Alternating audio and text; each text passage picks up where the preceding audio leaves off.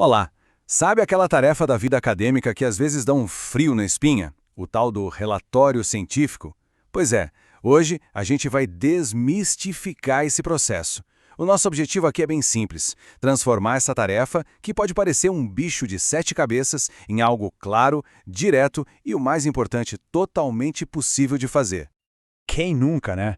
Abrir o editor de texto e encarar aquela página em branco. Dá até um bloqueio. Por onde eu começo? Como é que eu organizo tudo isso? Mas olha, a boa notícia é que existe um caminho, uma estrutura que funciona. E a gente vai montar juntos esse mapa para construir um relatório bem sólido, passo a passo. E tá aqui o nosso mapa. A gente começa entendendo por que essas regras existem. Depois, vamos dar uma olhada nas partes de um relatório, como se fosse um quebra-cabeça. Aí, partimos para a escrita, para deixar tudo bem claro. Falamos de um assunto super importante que é a ética acadêmica e, no final, uma ferramenta prática para revisão. Vamos nessa? Bom, vamos lá. Pode parecer que as normas de um relatório são só regras chatas para complicar a nossa vida, né? Mas a verdade é que é justamente o contrário. Pensa nelas como uma língua universal da ciência.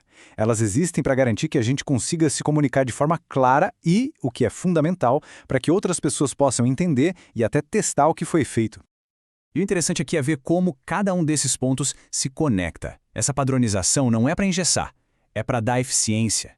Ela permite que um pesquisador lá do outro lado do mundo pegue um trabalho e saiba exatamente onde achar o objetivo, o método, os resultados. Itens como resumo e as palavras-chave. Eles são como as hashtags da ciência, as ferramentas que ajudam a gente a encontrar exatamente o que estamos procurando. Gosto de pensar num relatório como a construção de uma casa. A gente não começa pelo telhado, certo? Precisa de uma fundação forte, de cômodos bem definidos, cada um com sua função. As seções de um relatório são exatamente isso. Elas vão construindo o argumento de uma forma lógica, bem robusta. Então, o segredo é esse fluxo lógico. A introdução diz o porquê da pesquisa, por que isso é importante. O método explica o como exatamente esse estudo foi feito. Os resultados mostram o quê? O que foi que a gente encontrou, sem enrolação. E as referências mostram o quem, ou seja, em que outros trabalhos essa pesquisa se apoiou. Uma parte leva direitinho para a outra. Ok, com a estrutura toda montada, nosso foco agora muda para a escrita. Porque não adianta ter as seções certinhas se o texto lá dentro não for coeso, claro, e se não tiver aquele tom que a comunidade científica espera. E isso aqui é genial, porque aponta um erro bem comum. Às vezes, o rascunho de um trabalho parece mais uma lista de fatos jogados no papel. Mas um bom relatório conecta esses fatos. Cada parágrafo tem que ser uma ponte para o próximo, sabe? Construindo um argumento que flui, que faz sentido para quem está lendo. E como a gente constrói essas pontes? Olha só, esta tabela mostra ferramentas simples, mas que fazem uma diferença enorme. Usar essas palavrinhas, as conjunções, do jeito certo, é o que transforma frases soltas em um texto articulado profissional. Elas são as engrenagens que guiam a leitura e deixam a sua lógica bem clara.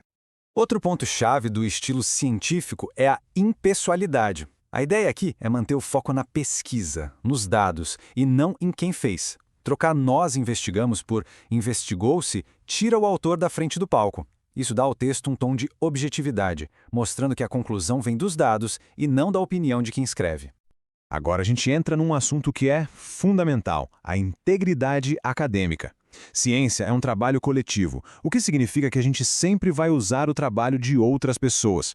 A grande questão é como fazer isso do jeito certo, do jeito ético. A definição de plágio precisa estar na ponta da língua. Não é só sobre copiar e colar um texto inteiro. Como o texto deixa bem claro, até mesmo pegar um trecho e só mudar umas palavrinhas de lugar ainda é plágio. É usar o trabalho e a ideia de outra pessoa como se fosse sua. Isso é muito sério. E este exemplo aqui mostra a diferença de um jeito perfeito. Do lado esquerdo, no plágio, a pessoa só trocou mais palavras. É a mesma estrutura, a mesma roupa. Já do lado direito, na paráfrase, a ideia foi absorvida e reescrita com outras palavras, com outra estrutura. É sobre entender o conceito e explicá-lo do seu jeito. E, claro, sempre dando crédito ao autor original. E aqui vai uma dica de ouro, direto da nossa fonte. Essa técnica é fantástica. Quando a gente fecha o livro e tenta explicar com as próprias palavras, a gente força o nosso cérebro a processar a informação de verdade, a sintetizar, em vez de só tentar maquiar o texto original. É um exercício ativo de compreensão. Experimenta para ver.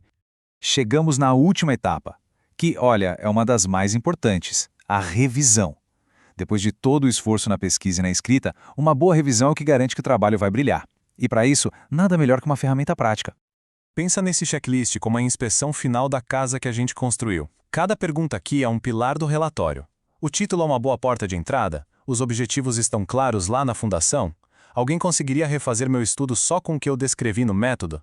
Os resultados estão fáceis de ver? As referências estão todas lá? Passar por esses pontos é a garantia de que não ficou nenhuma ponta solta. E para a gente fechar, fica essa reflexão.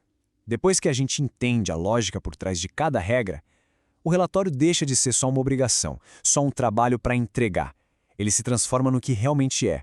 Uma chance de organizar o próprio pensamento, de comunicar uma descoberta de um jeito claro e, principalmente, de adicionar uma pecinha nesse quebra-cabeça gigante que é o conhecimento científico.